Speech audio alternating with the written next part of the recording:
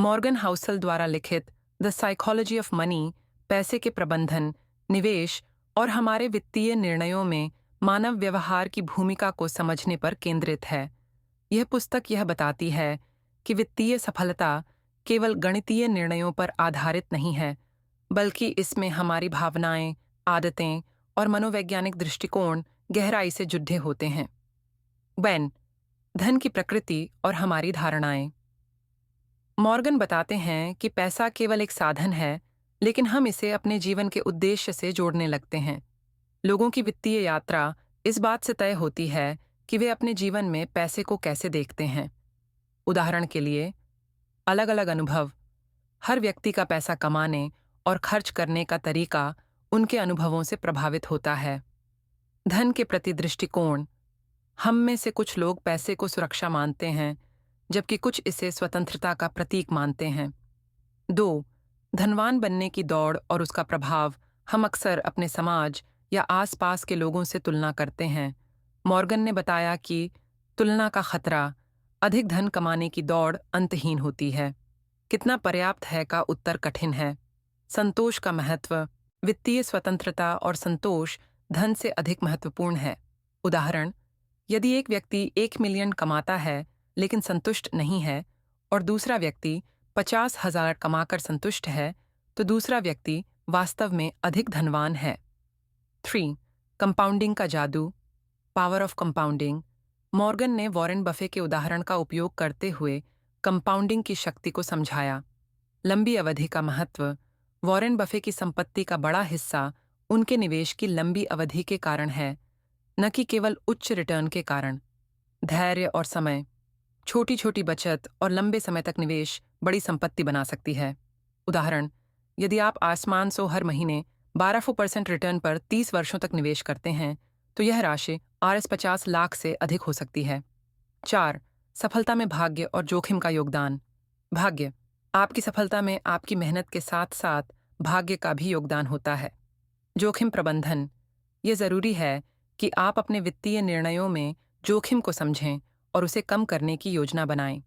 उदाहरण, निवेश करते समय केवल उच्च रिटर्न की उम्मीद करने के बजाय नुकसान के जोखिम को भी समझें। 5. बचत की शक्ति, the value of saving.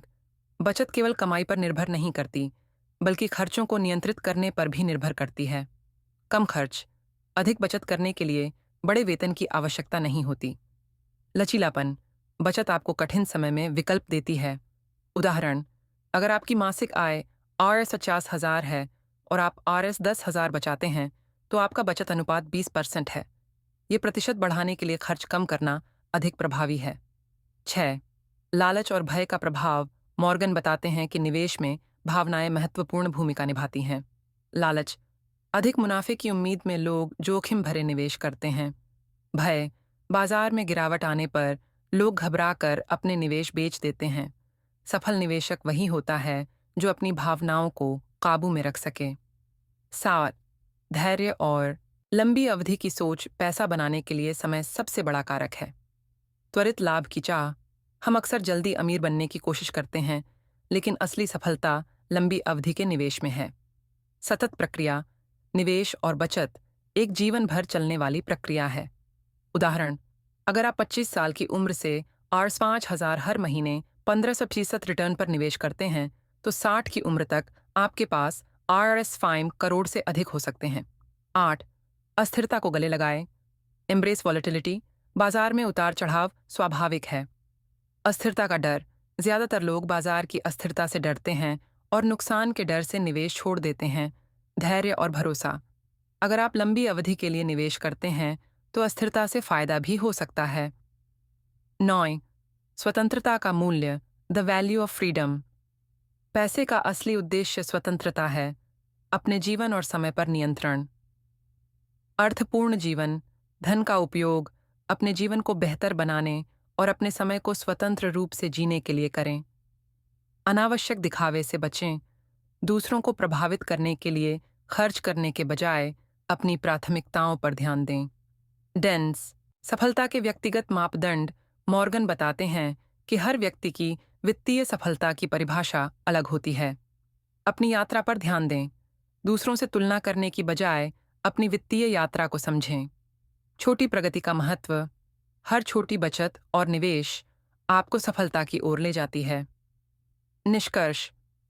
The psychology of money हमें सिखाती है कि वित्तीय सफलता केवल तकनीकी ज्ञान तक सीमित नहीं है।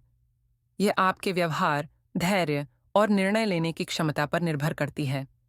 पैसा कमाने से ज्यादा महत्वपूर्ण है उसे समझदारी से प्रबंधित करना।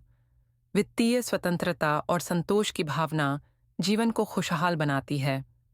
ये पुस्तक न केवल पैसे को समझने की गहराई सिखाती है, बल्कि जीवन को बेहतर तरीके से जीने का मार्ग भी दिखाती है।